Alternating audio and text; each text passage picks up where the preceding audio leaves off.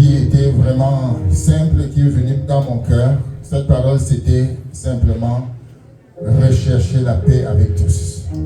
Amen, c'était juste ça. Rechercher la paix avec tous. Je ne sais pas à qui ça s'adresse, mais ça s'adresse à nous tous aussi, à l'Église. Amen. Recherchons la paix avec tous. Alléluia. Ce matin, je voudrais aborder ce thème, les conseils d'un visionnaire. Amen. Les conseils d'un visionnaire. Dis-le à ton voisin. Les conseils d'un visionnaire. Qui aime recevoir les conseils? Amen.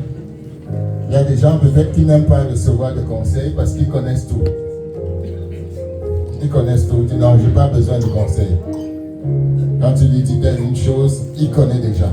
Mais je pense qu'une personne humble, une personne qui veut aller loin, a besoin de conseils, a besoin que les autres lui parlent, que les autres lui disent des choses. Lorsque nous lisons notamment les proverbes, nous constatons que le sage constamment appelle son fils à l'écoute, appelle son fils, le fils à l'attention. Il dit, par exemple dans Proverbes chapitre 4, écoutez mes fils l'instruction d'un père. Écoutez mes fils l'instruction d'un père. Et soyez attentifs pour connaître la sagesse, car je vous donne de bons conseils. Amen. C'est Salomon qui le dit, car je vous donne de bons conseils. Ne rejetez pas mon enseignement. Le père dit à ses fils, ne rejetez pas mes enseignements. J'étais un fils pour mon père, un fils tendre et unique auprès de ma mère. Parce qu'il a écouté mes conseils. Il est devenu un exemple, une joie pour ses parents. Ce matin, j'aimerais me réfugier derrière un personnage biblique bien connu pour nous parler d'un certain nombre de choses. J'aimerais introduire, si c'est possible, j'aborderai l'aspect des conseils. Mais sinon, je terminerai le dimanche prochain avec ces conseils. Je voudrais d'abord introduire. Nous avons deux passages aujourd'hui. Le premier passage, si vous pouvez afficher la diapo, s'il vous plaît. Le premier passage se trouve dans le livre de Néhémie. Le livre de Néhémie. Amen. Le livre de Néhémie. Au chapitre 1, le premier chapitre. Donc nous avons deux passages à lire. Néhémie chapitre 1, verset 1 à 11. Et le deuxième passage, c'est Jérémie chapitre 29, verset 1 à 10. Je vais demander à notre bien-aimé de lire ce passage de Néhémie au chapitre 1. C'est d'ailleurs tout le passage. Néhémie 1, verset 1 à 11 dit: Parole de Néhémie, fils de Hakalia, au mois de Kislev, la 20e année, comme j'étais à Suse dans la capitale. Anani, l'un de mes frères, et quelques hommes arrivèrent de Juda. Je les questionnai au sujet des Juifs réchappés qui étaient restés de la captivité et au sujet de Jérusalem. Ils me répondirent: ceux qui sont restés de la captivité sont là, dans la province, au comble du malheur et de l'opprobre. Les murailles de Jérusalem sont en ruine et ses portes sont consumées par le feu. Lorsque j'entendis ces choses, je m'assis, je pleurais et je fus plusieurs jours dans la désolation. Je jeûnais et je priais devant le Dieu des cieux. Et je dis: ô Éternel Dieu des cieux, Dieu grand et redoutable, toi qui gardes ton alliance et qui fais miséricorde à ceux qui t'aiment et qui observent tes commandements, que ton oreille soit attentive et que tes yeux soient ouverts. Écoute la prière que ton serviteur t'adresse en ce moment, jour et nuit, pour tes serviteurs, les enfants d'Israël, en confessant les péchés des enfants d'Israël, nos péchés contre toi. Car moi et la maison de mon père, nous avons péché. Nous t'avons offensé et nous n'avons point observé les commandements, les lois et les ordonnances que tu prescrivis à Moïse ton serviteur. Souviens-toi de cette parole que tu donnas ordre à Moïse, ton serviteur, de prononcer. Lorsque vous pécherez, je vous disperserai parmi les peuples. Mais si vous revenez à moi et si vous observez mes commandements et les mettez en pratique, Alors, quand vous seriez exilés à l'extrémité du ciel, de là je vous rassemblerai et je vous ramènerai dans le lieu que j'ai choisi pour y faire résider mon nom. Ils sont tes serviteurs et ton peuple, que tu as racheté par ta grande puissance et par ta main forte. Ah, Seigneur, que ton oreille soit attentive à la prière de ton serviteur et à la prière de tes serviteurs qui veulent craindre ton nom. Donne aujourd'hui du succès à ton serviteur et fais-lui trouver grâce devant cet homme. Alors, j'étais alors les chansons du roi. Amen. Amen. Alléluia. Deuxième passage, Jérémie chapitre 29, versets 1 à 10. Nous lisons la parole de l'Éternel au nom puissant de Jésus-Christ. Amen. Amen. Jérémie chapitre 29, du 1er au 10e verset, il est écrit. Voici le contenu de la lettre que Jérémie, le prophète, envoya de Jérusalem au reste des anciens en captivité, aux sacrificateurs, aux prophètes et à tout le peuple que Nebuchadnezzar avait emmené captif de Jérusalem à Babylone. 2. Après que le roi Jéconia, la reine, les eunuques, les chefs de Juda et de Jérusalem, les charpentiers et les serruriers furent sortis de Jérusalem, il la remit à Éléazar, fils de Shaphan, et à Gemaria, fils de Ilkija, envoyé à Babylone par Sédécias, roi de Juda, auprès de Nebuchadnezzar, roi de Babylone. Elle était ainsi conçue, car ainsi parle l'Éternel des armées, le Dieu d'Israël, et à tous les captifs que j'ai amenés de Jérusalem à Babylone. Bâtissez des maisons et habitez-les. Plantez des jardins et mangez-en les fruits. Prenez des femmes et engendrez des fils et des filles. Prenez des femmes pour vos fils et donnez des maris à vos filles, afin qu'elles enfantent des fils et des filles. Multipliez là où vous êtes et ne diminuez pas. 7. Recherchez le bien de la ville où je vous emmène en captivité et priez l'Éternel en sa faveur, parce que votre bonheur dépend du sien. Car ainsi parle l'Éternel des armées, le Dieu d'Israël. Ne vous laissez pas tromper par vos prophètes qui sont au milieu de vous et par vos devins. N'écoutez pas vos songeurs dont vous provoquez les songes. Car c'est le mensonge qu'ils vous prophétisent en mon nom. Je ne les ai point envoyés, dit l'Éternel. 10.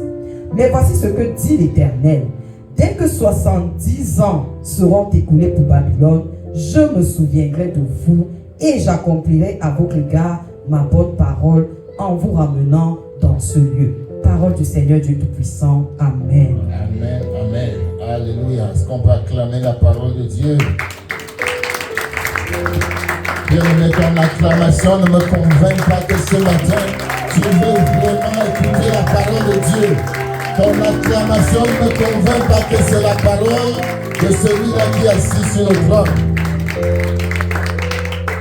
Bien-aimé, nous avons passé quelques semaines à étudier le livre, ou plutôt le personnage de Néhémie. Vous vous souvenez, nous avons dit que Néhémie, c'était cet homme qui était dans la captivité, qui est né d'ailleurs dans la captivité, et qui a rebâti les murailles de Jérusalem qui étaient en ruine. C'est cet homme-là qui a ressuscité toute une communauté, qui a redonné vie et espoir à tout un peuple. Il était cet homme qui avait entendu la voix de Dieu et qui s'est mis à faire la chose demandée. Amen. Gardez les textes affichés, juste les textes, s'il vous plaît. Mais avant de poursuivre, bien aimé, notre message, je voudrais prendre une minute pour dire encore, ça me revient dans mon cœur et je dois le dire. Amen. Pour vous dire merci. Et au nom de tous ceux qui sont nés au mois d'avril. Alléluia. Merci pour les cadeaux que vous m'avez donnés. Que vous nous avez donnés. Lui aussi, il est né. Et c'est son jour aujourd'hui, c'est ça? Le 21. Est-ce qu'on peut acclamer le Seigneur pour son jour? Happy birthday, Seigneur. Merci pour ces marques d'amour. C'était vraiment wow. J'étais surpris. Amen. C'est vrai que dans ma vie, je lutte pour vraiment rester discret par rapport à mon anniversaire. Mais chaque année, il y a des surprises. Dis à quelqu'un surprise. Dis à quelqu'un ton tour arrive. Amen. Donc, Néhémie est cet homme-là qui a relevé la communauté juive des ruines de la désolation, alors que ce peuple-là vivait vraiment dans le désespoir. Mais nous devons connaître en quelque sorte qui est exactement Néhémie. Et pour le faire, il est nécessaire d'aller refouiller dans son histoire. Car comme disait quelqu'un, au sein des racines entremêlées de l'histoire d'un homme réside l'essence même de son être. Et cet écrivain romancier américain disait, le passé n'est jamais mort. Il faut aller dans le passé, trouver même l'essence parfois de notre vie. Le passé n'est jamais mort, il n'est même pas passé. Amen. Donc nous allons aller voir un peu le passé de Néhémie. Néhémie, c'est qui? Néhémie est né en exil, et naître en exil dans le contexte juif, c'était considéré comme une malédiction en Israël. Naître né en exil. Moïse avait dit notamment ceci à Israël: l'Éternel vous dispersera parmi les peuples, et vous ne resterez qu'un petit nombre au milieu des nations. Vous ne resterez qu'un petit nombre au milieu des nations. Deutéronome chapitre 4, verset 27. La loi indiquait clairement que si les Israélites ne suivaient pas les commandements de Dieu, s'ils désobéissaient au Seigneur, ils subiraient les conséquences de leurs actes. Ils seraient exilés, ils seraient dispersés, ils seraient emportés. Et le mot dispersé dans le grec signifie diaspérain. Diaspérain, vous comprenez déjà le mot diaspora derrière, et qui signifie disperser, éparpiller, disséminer. Disséminer. Dans la Grèce antique, bien-aimé, le terme était à l'origine utilisé pour décrire la dispersion des graines. Disperser les graines. Plus tard, il a été utilisé pour décrire la dispersion des populations, en particulier du peuple juif, qui a été contraint de quitter sa patrie, de quitter sa terre natale et de vivre en exil dans toute la Méditerranée. Aujourd'hui, le terme désigne tout groupe de personnes. Vous allez peut-être voir dans ma prédication ce matin une connotation un peu sociologique de ce message. Permettez-moi d'utiliser cette science-là pour nous parler ce matin. Donc, le terme aujourd'hui désigne tout groupe de personnes qui ont été contraintes ou qui ont choisi volontairement de quitter leur terre natale pour créer une nouvelle communauté. Quelqu'un dit Amen. Amen. Imaginez bien un instant, amenez votre famille dans un monde inconnu, dans un monde étrange, où vous ne connaissez peut-être pas la langue, les coutumes, les us et coutumes. Il y a un sentiment qui peut vous animer, le sentiment d'une déconnexion, le sentiment d'être déconnecté de ce milieu où vous êtes né, où vous avez grandi. Regardez à ce peuple-là, le peuple juif, qui a été ainsi déconnecté de sa terre natale, et qui devait, n'est-ce pas, aller vivre dans une autre terre, c'est-à-dire dans la Babylone. Et c'est un sentiment qui peut, n'est-ce pas, dépasser nos capacités à les supporter parfois. Bien-aimés, et pour ceux qui sont souvent des personnes immigrantes ou des personnes qui ont été déportées de leur milieu vers un autre milieu, il peut avoir quelques frustrations, j'avais dit qu'ils peuvent être confrontés à certaines réalités, à de nouvelles réalités. Les gens peut-être n'agiraient pas toujours avec gentillesse à l'égard d'eux. Et la situation était encore plus désastreuse dans l'Ancien Testament. lorsque vivre en diaspora était considéré comme une malédiction. Retenez bien, aujourd'hui ce n'est plus tel le cas, mais dans l'Ancien Testament, vivre en diaspora était considéré comme une malédiction. Amen. Malédiction imposée à un peuple en raison de sa désobéissance. Donc lorsque le peuple désobéissait, une des punitions de Dieu, c'était de l'envoyer se promener, l'envoyer en déportation. Donc, nous sommes dans le premier texte que nous avons lu, nous sommes dans un contexte de captivité. De captivité. Et la captivité, c'est un signe de malédiction. Lorsqu'Israël a conquis la terre promise, ils se sont rapidement tournés vers l'adoration des idoles. Ils ont commencé à se fabriquer toutes sortes de dieux, toutes sortes d'idoles, violant ainsi le premier des 10 commandements. Qui dit quoi? Qui dit, Exode chapitre 20, verset 23, verset 3, Exode 20, verset 3, qui dit, tu n'auras pas d'autre Dieu devant ma face. Amen. Tu n'auras pas d'autre Dieu devant ma face. Est-ce qu'on peut le répéter ensemble? Tu n'auras pas d'autre Dieu devant ma face. Je suis le Seigneur. Le Seigneur a appelé Jérémie. Jérémie, il est antérieur à Néhémie. Nous savons, Jérémie, c'est lui que Dieu a utilisé d'une manière particulière. Nous en parlerons tout à l'heure. Et c'est ce conseil que nous allons recevoir. Le Seigneur a appelé Jérémie le dernier grand prophète pour avertir le peuple. Le Seigneur a parlé par l'intermédiaire du prophète en disant, Jérémie chapitre 2, verset 11, y a-t-il une nation qui change ses dieux, quoiqu'ils ne soient pas des dieux? Et mon peuple a changé sa gloire contre ce qui n'est d'aucun secours. Jérémie 2, verset 11. Le Seigneur pose cette question. Y a-t-il une nation qui change ses dieux? Quoiqu'ils ne soient pas des dieux. Et mon peuple a changé sa gloire contre ce qui n'est d'aucun secours. Lorsqu'ils ont été déportés, ils n'ont pas gardé. Ils ont changé. Ils se sont mis à adorer d'autres idoles.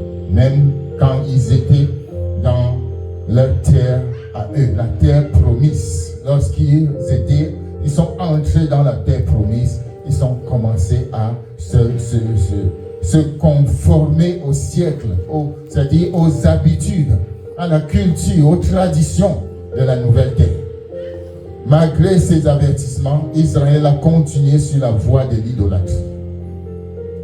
Et le Seigneur a qualifié cette idolâtrie d'adultère avec la pierre et le bois.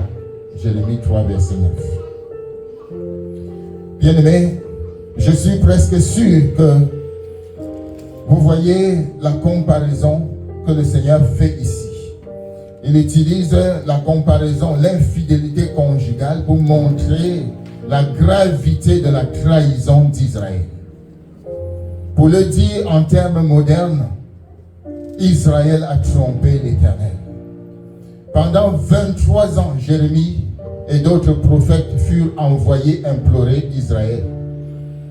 Implorer Israël. Un peu comme aujourd'hui, les gens sortent pour aller évangéliser, pour aller sensibiliser les gens, pour aller parler au cœur des gens, pour aller les avertir. Et là, dit, venez à Jésus, changez vos voies. Et donc, pendant plusieurs années, 23 ans notamment, Jérémie et ses collègues ont défilé pour implorer Israël de revenir au Seigneur. Mais ils ne voulurent pas écouter les prophètes. Ils se sont entêtés. Et la conséquence va arriver. Par conséquent, le Seigneur a envoyé Jérémie pour les informer qu'ils seraient envoyés en exil pour leur infidélité. Si nous lisons Jérémie chapitre 25, verset 11, la Bible dit, c'est pourquoi dit l'Éternel, tout ce pays deviendra une ruine, un désert, et ces nations seront asservies au roi de Babylone pendant 70 ans. Alléluia. Pendant 70 ans. La prophétie trouvée dans ce verset, ce passage que nous avons lu, aurait été écrite entre 626 et 586 avant Jésus-Christ, donc à peu près 100 ans, pendant 100 ans. Environ 32 ans plus tard, le roi Nebuchadnezzar lança la première des 3 attaques contre Juda. Donc juste 23 ans après, ou plutôt 32 ans après, Nebuchadnezzar, après cette prophétie, va lancer la première des 3 attaques sur Juda. Donc, ils vont être amenés en captivité. Notamment en 605 avant Jésus-Christ, au cours de sa première année en tant que roi de Babylone, Nebuchadnezzar va commencer à multiplier une série d'attaques contre Juda, et ces attaques-là vont durer à peu près 18 ans.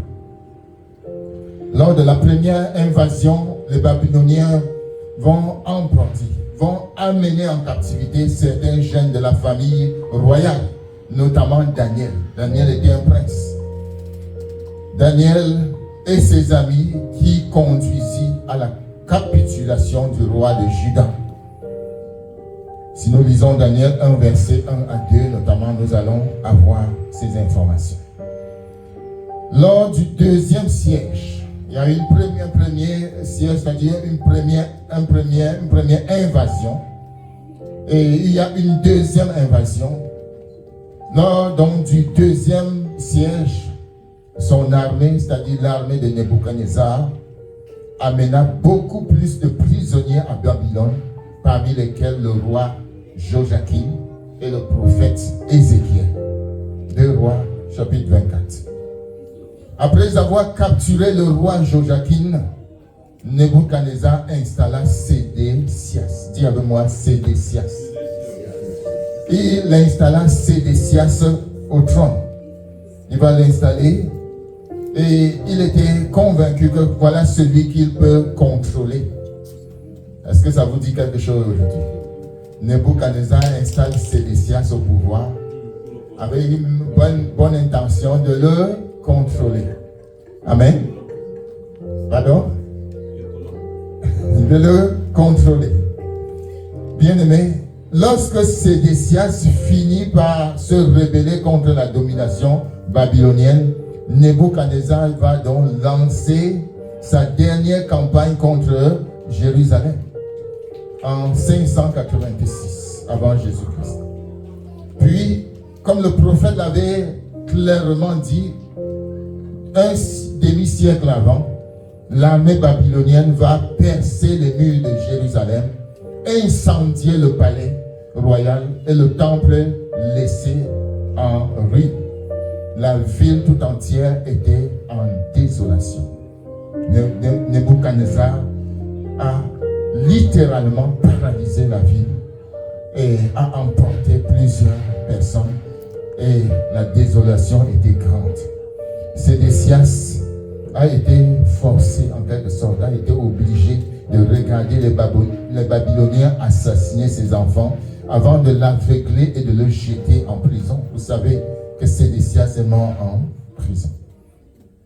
De nombreux Israélites furent capturés et amenés en captivité à Babylone, y compris le prophète Jérémie lui-même. Jérémie chapitre 39.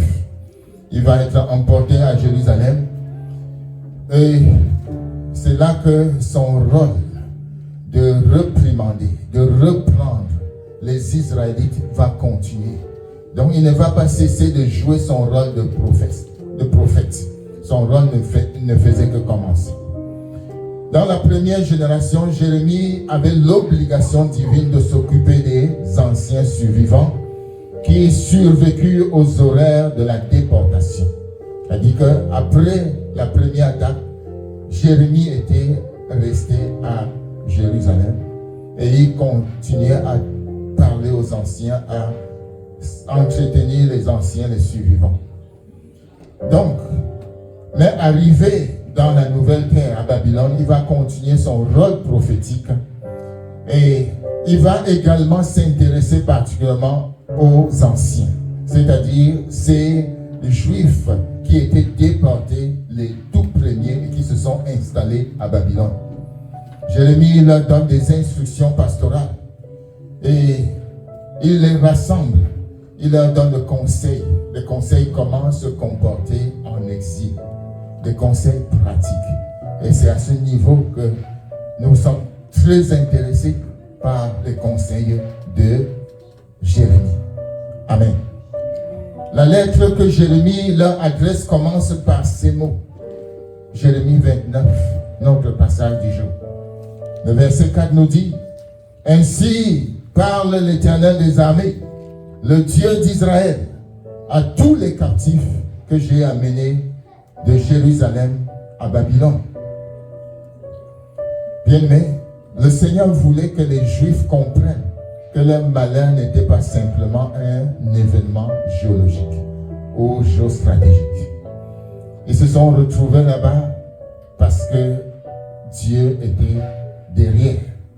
Leur souffrance n'était pas simplement le résultat d'une puissance colonisatrice ou impériale qui envahissait un pays plus faible et qui voulait exploiter sa population pour obtenir une main-d'œuvre bon marché. Ce n'était pas simplement cela. C'était le jugement de Dieu. Car derrière la cause politique, il y avait une cause spirituelle. Derrière la main de Nebuchadnezzar, il y avait la main de Dieu. Et nous devons bien aimer comprendre cela clairement afin de pouvoir reconnaître leurs péchés, nos péchés, modifier nos habitudes et être prêts à rentrer et retourner à Dieu. Bien-aimés, pendant ce temps, le Seigneur leur donna des conseils et des instructions sur la manière de construire la communauté solide dans un pays étranger.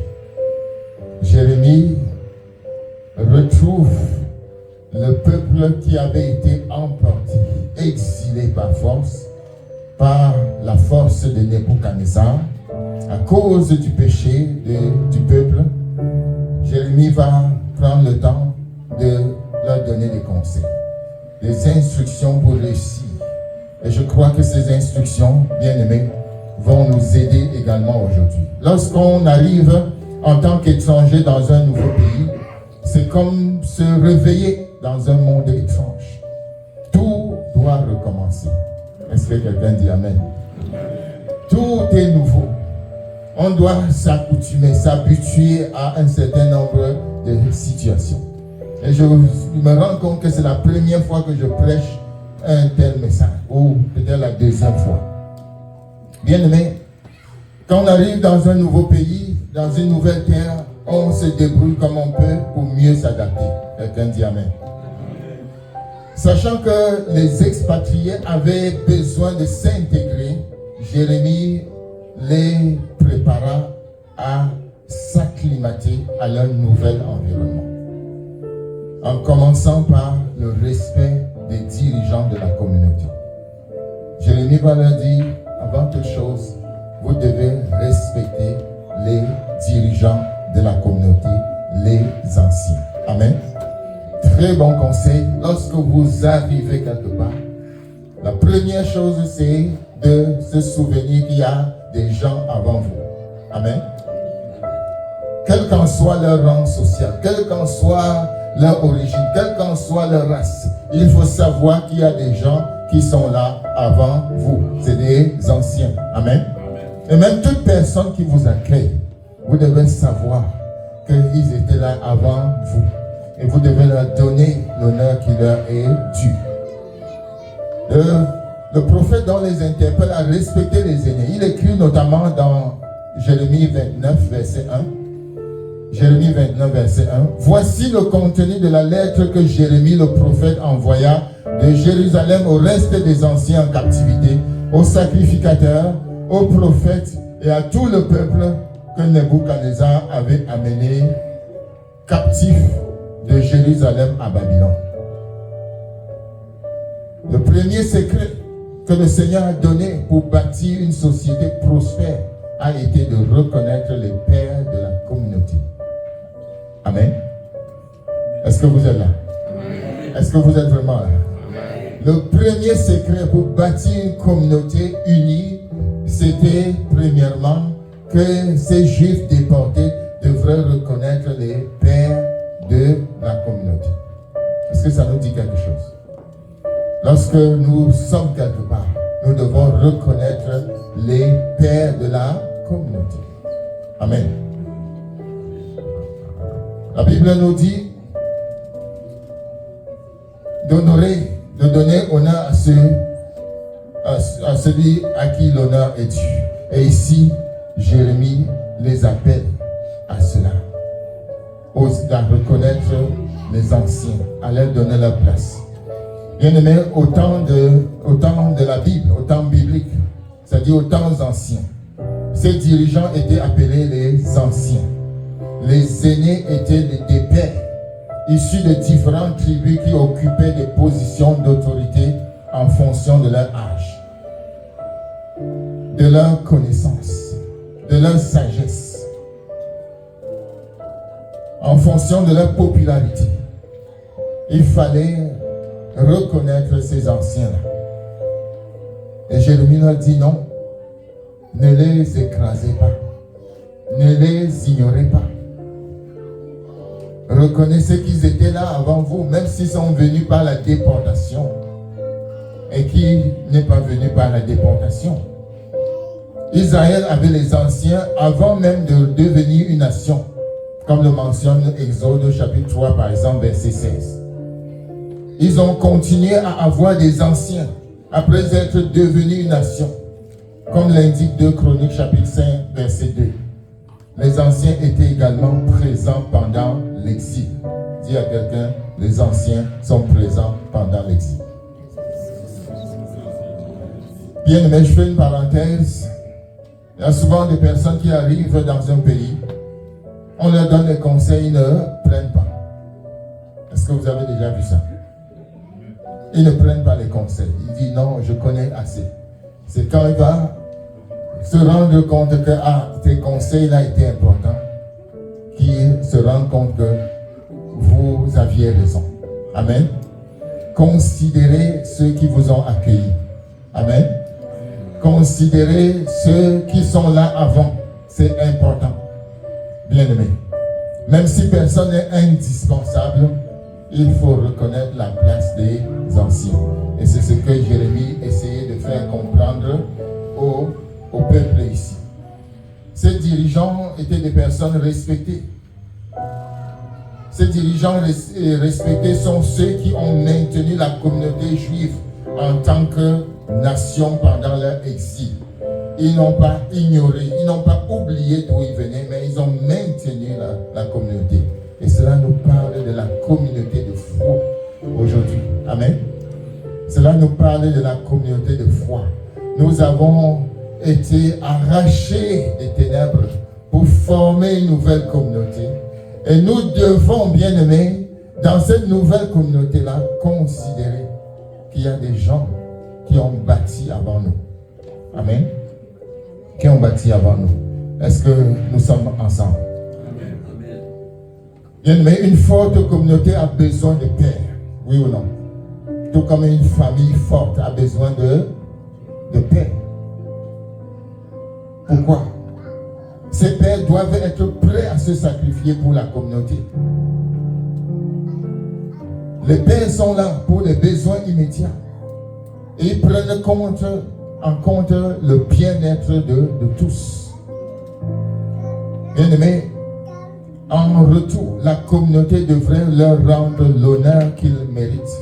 Si les pères doivent prendre soin de la communauté aussi doit, n'est-ce pas, rendre honneur aux pères, l'honneur qu'ils méritent. Je n'oublierai jamais, lorsque je suis arrivé ici en 2005, quelqu'un dit Amen, accueilli dans une famille à Longueuil. Amen. Je n'oublierai jamais ce couple-là qui nous a accueillis. Je n'oublierai jamais. Chaque fois, je me retourne vers eux pour demander conseil. Amen. Même si nous sommes éloignés l'un de l'autre maintenant, mais ce sont ceux-là qui m'ont permis d'atterrir dans ce pays. Et de m'accueillir cette nuit où j'atterris à l'aéroport Elliott Trudeau. Et ils sont venus nous prendre et nous ont hébergés pendant près de 2 semaines. Amen. Et ce que je veux dire ici, c'est quoi? C'est que nous devons reconnaître l'importance des anciens. Et spirituellement parlant, nous devons reconnaître l'importance des prêtres, des prophètes. Jérémie donne, après avoir donné aux Juifs de comprendre l'importance qu'il faut donner aux anciens, il va maintenant donner quelques conseils pratiques sur la manière de bien vivre à Babylone. Et c'est sur cela que je veux terminer. Amen. Des conseils pratiques, bien aimés, qui peuvent nous aider. Commençons premièrement. Il commence à parler de la construction. Première chose, il faut construire des maisons. Dis avec moi, il faut construire des maisons. Versets 5 à 6, Jérémie 29. Jérémie continue donc en disant, bâtissez des maisons. Alléluia. Tu n'as pas dit Amen fort. Amen. Bâtissez des maisons et habitez-les. Plantez des jardins et mangez-en les fruits. Prenez les femmes et engendrez des fils et des filles.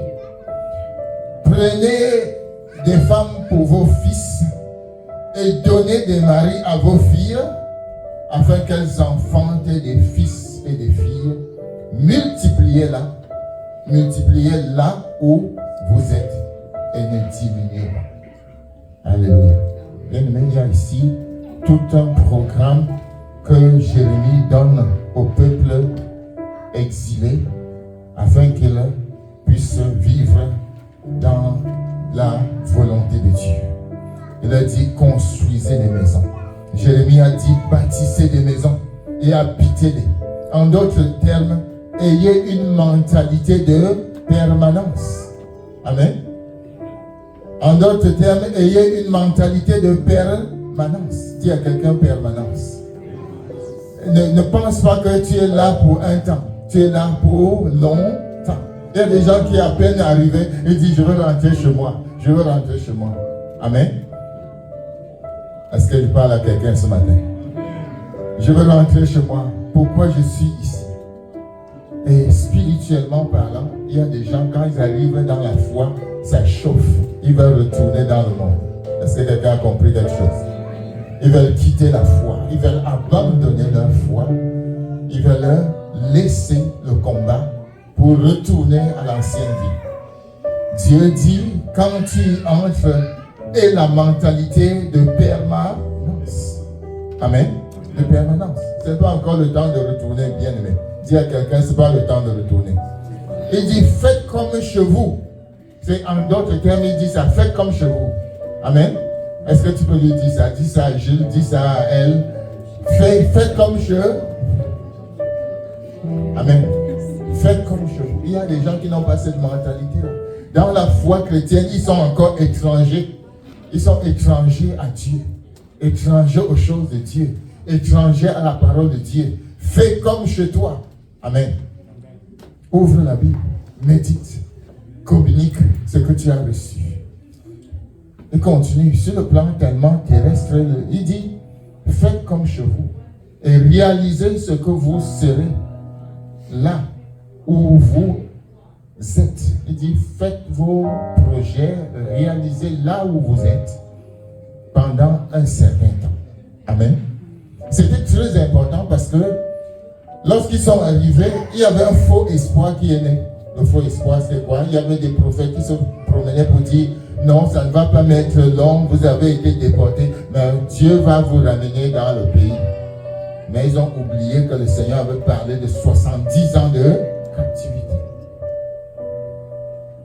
Bien-aimés, alors faites ce qu'il faut, non seulement pour survivre. Jérémie l'a dit, faites ce qu'il faut pour survivre, non seulement pour survivre, mais aussi pour prospérer. mais aussi pour prospérer. Si le Seigneur s'adressait aujourd'hui à nous, amen, en majorité membres de la communauté immigrante, d'ailleurs tout le monde est immigrant, amen, sur la terre. Si le Seigneur s'adressait à nous aujourd'hui, il aurait peut-être dit quelque chose de semblable. Apprenez la langue pour ceux qui ne parlent pas la langue du pays. Amen. Apprenez la langue afin de pouvoir parler sans interprète. Peut-être pour vous qui êtes francophone, ça ne vous dit rien. Mais j'ai été interpellé plusieurs fois à traduire pour certaines personnes qui ne parlaient pas le français. De l'espagnol en français, de l'anglais en français, et même de l'allemand en français. Amen. Il dit ici, apprenez la langue afin de pouvoir parler sans interprète. Apprenez quels sont les systèmes de transport. Quand vous arrivez ici, la première chose à faire, c'est quoi? C'est d'apprendre les systèmes de transport. Afin de pouvoir vous déplacer sans avoir besoin d'un ami. Amen. Quelqu'un dit Amen. Amen. Sans avoir besoin de déranger les gens. Apprenez tous ces systèmes-là très rapidement. Et vous serez autonome. Apprenez aussi à remplir les documents nécessaires. Et à vous organiser, à garder, organiser et accessible tous vos documents afin que vous puissiez vous assurer que vous êtes légal dans le pays. Amen. Jérémie est en train de leur dire ça. Ordonnez vos affaires. Ordonnez vos affaires. Il dit connectez-vous à une communauté. Jérémie a dit connectez-vous à une communauté pour ne pas affronter les défis seuls. Pour ne pas affronter les défis seuls. Il dit familiarisez-vous avec les lois du pays. Jérémie est en train de leur dire cela. Il y a des gens ici qui ne connaissent même pas les lois du pays. Qui a déjà pris le code civil, le code pénal, tout ce que vous savez, les lois du pays, et ils ont pris le temps de lire. Amen. Que Dieu te bénisse, mon ancien. Alléluia. Il faut prendre connaissance. Ça prend juste 2 minutes sur Internet.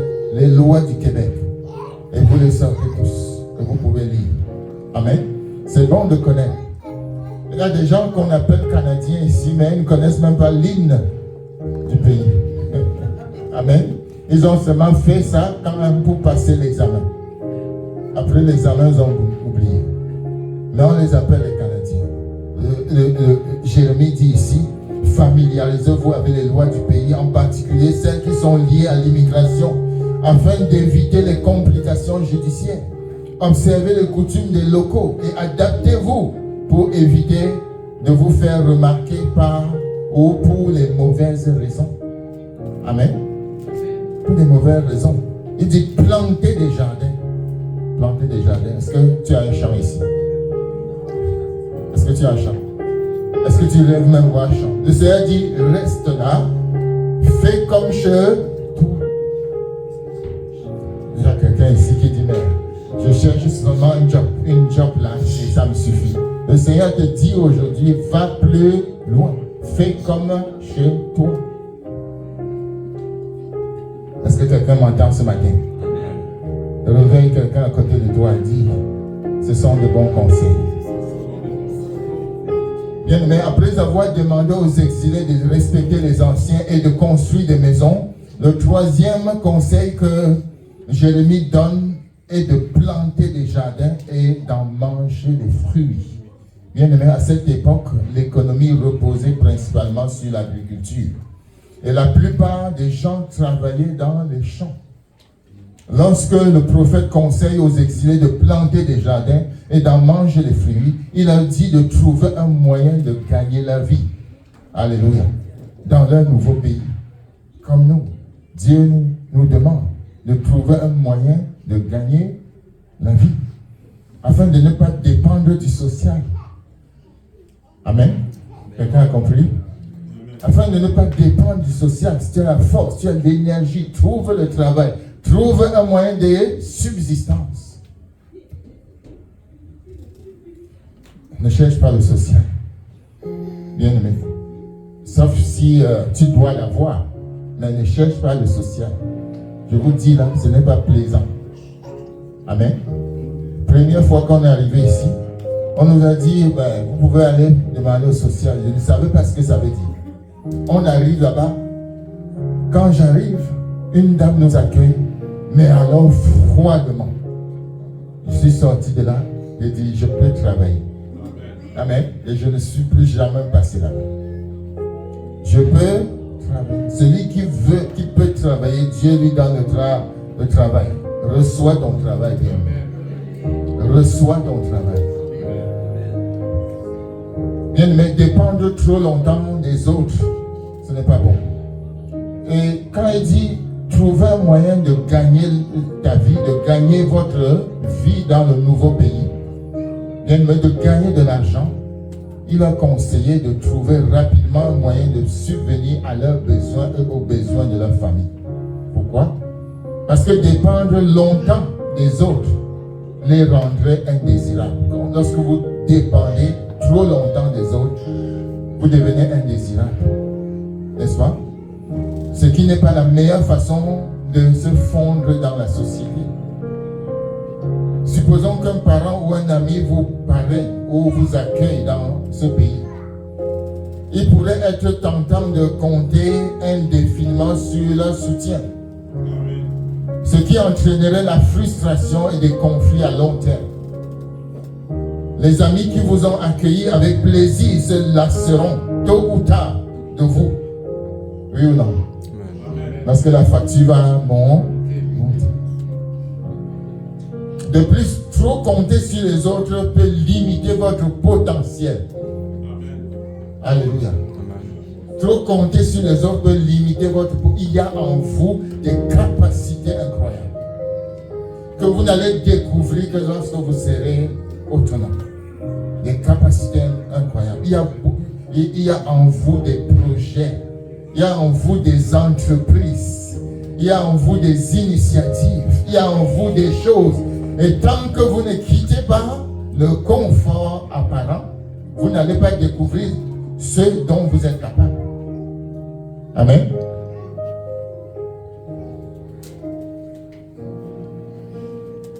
Bien-aimé, trouver un emploi offre une sécurité financière et peut également donner un sentiment d'utilité et d'appartenance à une communauté, n'est-ce pas? Trouve vie du travail. Si je ne trouve pas, viens, on va prier, tu vas trouver. Amen. Car la prière fervente du juste est efficace. Amen. Bien-aimé, cela peut vous aider à développer de nouvelles compétences, à découvrir différentes cultures et coutumes, et à nouer de nouvelles amitiés et de nouvelles relations. Lorsque vous travaillez, vous vous ouvrez aux autres, vous découvrez de nouvelles personnes, vous vous familiarisez au langage du pays. Qui ici n'a pas bénéficié du fait qu'il travaille? Amen. Culturellement, économiquement, je ne vois pas les mains. Est-ce qu'on vous énerve dans votre travail? Chacun ici a profité de quelque chose en travaillant, n'est-ce pas? D'ailleurs que lorsque tu restes 3 jours à la maison, tu es tellement fatigué. Mais quand tu sors là, c'est revitalisant. C'est réjouissant. Bénis ceux qui sont déjà en retraite, mais travailler c'est très bien. Amen. Travailler c'est très bien. Bien-aimé, je voudrais terminer. Le conseil du prophète de planter des jardins et d'en manger leurs fruits nous rappelle de prendre notre vie en main. Alléluia. Prends ta vie en main. N'aie pas peur. Prends ta vie en main. Pour devenir autosuffisant sans être suffisant. Amen. Ça dit sans être orgueilleux. On peut devenir autosuffisant sans être orgueilleux. Très important. Autosuffisant, mais pas suffisant. Bien aimé, en obtenant un emploi et en établissant une base solide pour notre avenir et pour les générations à venir, tu n'as pas le droit de dormir. Tu as une génération à préserver et à passer un héritage. C'est pourquoi je prie que Dieu te donne la force de bâtir. Amen. de travailler et de maintenir un foyer. Et si tu n'as pas de foyer, de le fonder. Amen. De fonder une famille. Je déclare que tu fonderas une famille. Au nom de Jésus-Christ. Bien-aimé, des familles fortes conduisent à des communautés fortes. Alléluia. Le conseil suivant de Jérémie était donc de commencer à fonder les bases d'un héritage solide. Il a donné des instructions suivantes. Il dit, prenez des femmes. Quelqu'un dit Amen. Et engendrez des fils et des filles. Prenez des femmes pour vos fils et donnez des maris à vos filles afin qu'elles enfantent des fils et des filles. Multipliez là où vous êtes et ne diminuez pas. Bien aimé, souvent on a considéré ces affaires-là comme des affaires du monde, comme des affaires taboues. Et les gens parlent de mariage avec beaucoup de comment dire, comme si c'était un tabou. Mariez-vous, il dit, prenez des femmes, en donnez-en au. Amen. C'est ça? Amen. Il y a des garçons ici qui n'ont même pas le courage de demander la main d'une fille. Et il attend toujours. Tu attends que papa te demande la fille pour toi. Aujourd'hui, ce n'est plus papa qui demande la fille pour toi. Alléluia. Et toi, jeune fille, tu restes là-bas, tu rêves, tu penses qu'il faut développer des techniques. Vous savez, des techniques spirituelles, naturellement. Amen. Des techniques spirituelles pour attirer le gars qui te cherche depuis. Il faut développer ces techniques. Ça prend la prière. Ça prend aussi de bien se soigner. Amen. Ça prend d'être un homme de foi, un homme spirituel, car le spirituel attire des choses, des bonnes choses. Quand ta qualité de vie est bonne, tu vas trouver une bonne personne. Amen. Et un jeune est venu un jour me dit, comment est-ce que je peux faire pour trouver une bonne femme? J'ai dit, commence par être un bon gars. Amen. Quand tu es un bon gars, tu trouves une bonne femme. Quand il dit, non, je veux une fille qui a la foi, là, tu vois, la foi. Je dis, si toi tu développes aussi la foi va rencontrer la foi. Amen. La foi va rencontrer la foi. Dis, je ne sais pas si elle est née de nouveau. Dis, toi-même, est-ce que tu es né de nouveau? Est-ce que toi, tu es né de nouveau? Bien-aimé,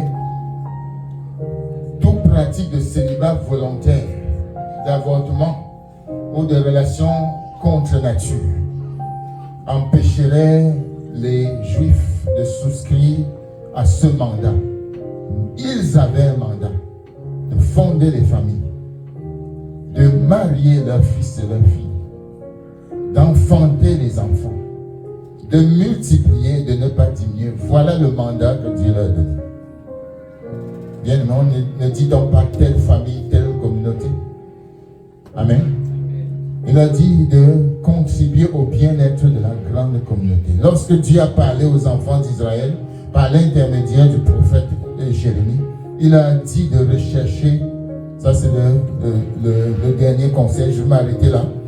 Il a dit de rechercher le bien-être de la société babylonienne. Vous êtes arrivés ici, vous devez rechercher le bien-être de la terre d'accueil. Amen. Très, très important. Rechercher le bien-être et de travailler à son succès et de s'efforcer d'instaurer la paix au sein de la communauté. Nous devons être des artisans de paix dans la communauté qui nous accueille. Amen. Rechercher la paix. C'est très important. Verset 7. Il dit, et cherchez la paix de la ville où je vous ai transporté et priez l'Éternel pour elle, car dans sa paix sera votre paix. Amen. Dans sa paix sera votre paix. Dieu a adressé ces paroles à Israël parce qu'il savait qu'ils avaient été ennemis, plutôt amenés de force dans ce territoire-là, à Babylone, et qu'ils risquaient donc de devenir rebelles ou bien frustrés ou bien amers envers ceux-là qui les ont amenés de force. Et ainsi de provoquer des troubles ou de lancer une révolution. Mais le Seigneur a dit, malgré que vous êtes venus par force, cherchez la paix de la ville où vous êtes, car sa paix, votre paix dépend de sa paix.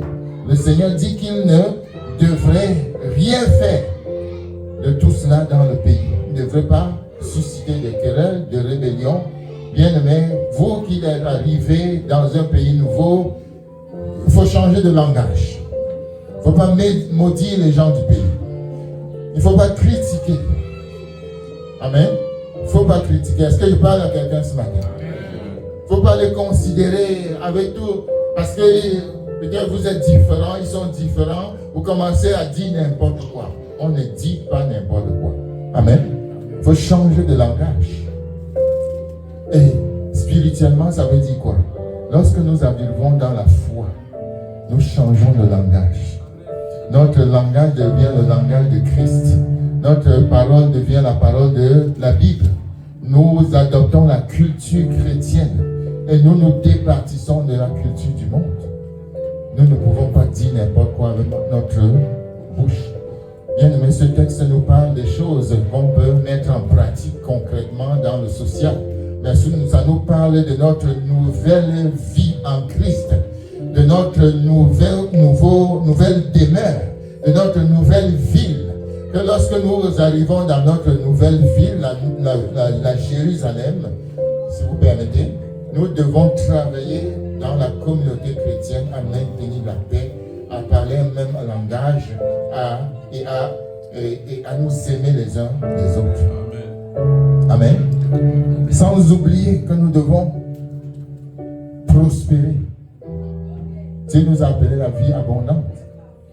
Ne soyons pas des paresseux, mais travaillons fort. Maintenant, tu peux être sûr que quand tu penses à construire une maison ou à en acheter, c'est la volonté de Dieu. Amen. Tu n'es pas obligé de vivre dans un loyer pour toute ta vie. Tu peux acheter une maison. Amen. Tu peux bâtir une maison. Tu peux acheter un terrain. Amen. Tu peux le faire. Rien ne t'empêche. Jérémie dit ici, vis comme chez toi. Faites comme à la maison. Amen. Parce que le Seigneur t'a amené. Quel qu'en soit le moyen par lequel Dieu t'a amené, tu es là. Dis à quelqu'un, je suis là. Tu es là. Je dis, just live your life. Amen.